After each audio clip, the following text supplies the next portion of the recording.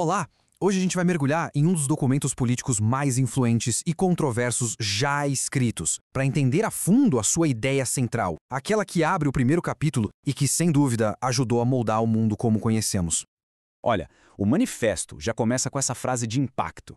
Em 1848, a palavra espectro não foi escolhida à toa, né? Ela imediatamente coloca o comunismo como uma força poderosa, misteriosa, quase sobrenatural, que tirava o sono das potências da época. É uma escolha de palavras que já define o tom de todo o documento. Então, para a gente entender o que era esse tal espectro, primeiro a gente precisa sacar que tipo de documento é esse que temos em mãos. Porque o Manifesto Comunista, escrito por Karl Marx e Friedrich Engels, não foi feito para ser um livro acadêmico, denso, para ficar na estante. A ideia era ser um panfleto de batalha, sabe? O objetivo era ser claro, direto e, principalmente, mobilizador. A linguagem tinha que ser simples e forte, feita para ser lida em voz alta e entendida na hora pelos trabalhadores. Ok, vamos agora para o coração do argumento. O primeiro capítulo, chamado Burgueses e Proletários, já começa com uma afirmação bem radical sobre o que, na visão deles, realmente move a história. E aqui está a grande tese, a chave para entender todo o resto. Para o manifesto, a história não é sobre grandes reis, ideias geniais ou acontecimentos aleatórios. É, na sua essência, a história de um conflito material, constante entre grupos sociais, de um lado os opressores, do outro os oprimidos. Essa luta, claro, teve muitos nomes e muitas formas ao longo dos séculos. Mas o que os autores argumentam é que na era moderna, na época deles, o campo de batalha tinha sido simplificado. A sociedade inteira estava se dividindo em dois grandes campos inimigos. E aqui que a análise fica surpreendente. A descrição que o manifesto faz da burguesia provavelmente não é o que a maioria das pessoas imagina quando pensa num texto comunista. Longe de ser só uma condenação, o manifesto retrata a burguesia como a força mais revolucionária que a história já tinha visto. Foi ela que botou abaixo a velha ordem feudal, que parecia eterna, e construiu um mundo completamente novo à sua imagem e semelhança. O texto atribui à burguesia uma espécie de honestidade brutal. Segundo o manifesto, ela rasgou todos os véus sentimentais que escondiam a exploração no passado e reduziu todas as relações humanas à fria e dura realidade do pagamento em dinheiro. O texto é categórico nisso. Em pouco mais de 100 anos de domínio, a burguesia criou forças produtivas mais gigantescas e colossais do que todas as gerações passadas somadas.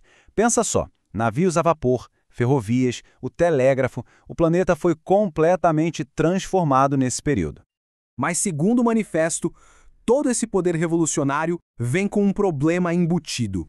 O sistema capitalista carrega dentro de si a semente da sua própria destruição. Essa metáfora do feiticeiro é perfeita para ilustrar o ponto central deles. A burguesia liberou forças produtivas tão gigantescas que ela mesma já não consegue mais controlar. A sua própria criação se volta contra o Criador. E aqui o texto descreve um paradoxo que, na época, devia soar como algo de outro mundo. Pela primeira vez na história, as crises não vêm da falta, da escassez, mas sim do excesso. A sociedade entra em colapso porque tem produtos demais, fábricas demais, comércio demais. Para tentar escapar dessas crises, a burguesia é forçada a tomar medidas desesperadas, destruir produção em massa, conquistar novos mercados. Mas, de acordo com o manifesto, isso é como tentar apagar fogo com gasolina. Cada solução temporária só prepara o terreno para crises futuras, ainda maiores e mais destrutivas.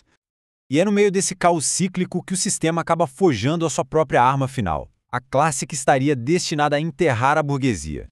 O manifesto descreve o trabalhador moderno como uma mercadoria, simples assim. Com o avanço da indústria e um trabalho cada vez mais repetitivo, a pessoa se torna só um apêndice da máquina, uma peça que pode ser trocada a qualquer momento. E o texto vai mostrando como essa classe evolui. Começa com protestos isolados de um trabalhador aqui, outro ali, mas a própria indústria, ao juntar milhares de pessoas no mesmo lugar, cria as condições perfeitas para que elas se unam, se organizem e, finalmente, se reconheçam como uma força política com interesses em comum. E aqui vem o que o manifesto aponta como a grande ironia da história. Para lutar suas próprias batalhas políticas contra a nobreza, por exemplo, a burguesia precisa da ajuda do proletariado. E para conseguir essa ajuda, ela acaba dando a ele educação política, ferramentas de organização. Sem perceber, ela está entregando ao seu futuro inimigo as armas que serão usadas para derrubá-la. O capítulo então termina com essa previsão, que é apresentada não como uma opinião ou uma possibilidade, mas como uma lei da história, quase uma certeza científica. A queda da burguesia e a vitória do proletariado são tratadas como uma consequência inevitável do próprio funcionamento do capitalismo. Esse, em resumo, é o argumento central do primeiro capítulo do Manifesto. Um texto que, concordando ou não com ele, moldou o século XX e continua a ecoar até hoje.